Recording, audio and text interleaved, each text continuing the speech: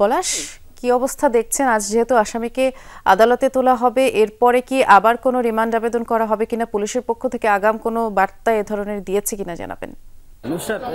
আকাশ তো কিছুক্ষণের মধ্যেই আদালতে তোলা হবে। তার 7 দিনের রিমান্ড ইতিমধ্যে শেষ হয়েছে।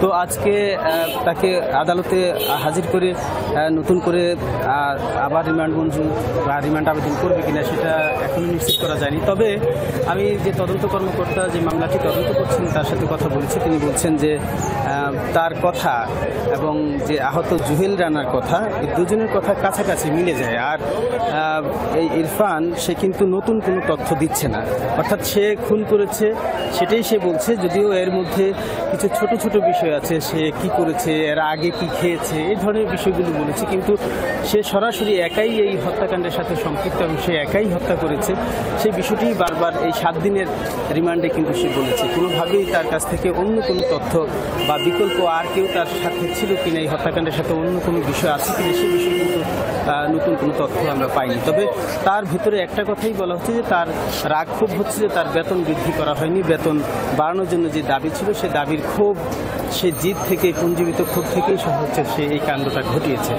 তো আমরা দেখছি যে আজকের যে আদালতে তাকে হাজির করার কথা ইতিমধ্যে কিন্তু তীব্র নিরাপত্তা নিশ্চিত করেছে আদালত প্রাঙ্গণে। এখানে প্রচুর মানুষ এসেছে, যেমনি সংবাদকর্মীরাও এসেছে, কারণ আলোচিত একটি ঘটনা, এই আলোচিত ঘটনার মূল বিষয়ের পেছনের যে বিষয়গুলো সেই বিষয়গুলো কোনোভাবেই উপস্থাপন হয় কিনা সেটাও দেখার বিষয়। তবে এখানে আমরা একটা বিষয়ে জানিয়ে রাখি, সেটা হচ্ছে যে আসলে এই যাদেরকে হত্যা করা হয়েছে তাদেরকে চেতনানাশক ওষুধ খাওয়ানো হয়েছে কিনা সেই বিষয়টি নিশ্চিত হওয়ার জন্য ভিসেরা রিপোর্টের প্রয়োজন। আর সেই রিপোর্ট আসতে কিন্তু মোটামুটি 1-1.5 মাস সময় লেগে যায়।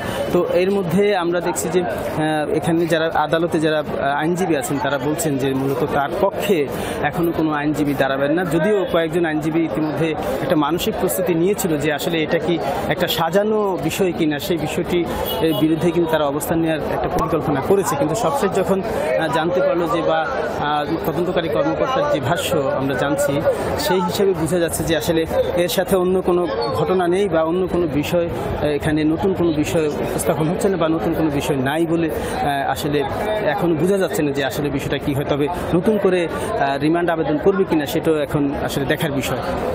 বৃষ্টি, ধন্যবাদ পলাশ, শুনছিলাম আমরা।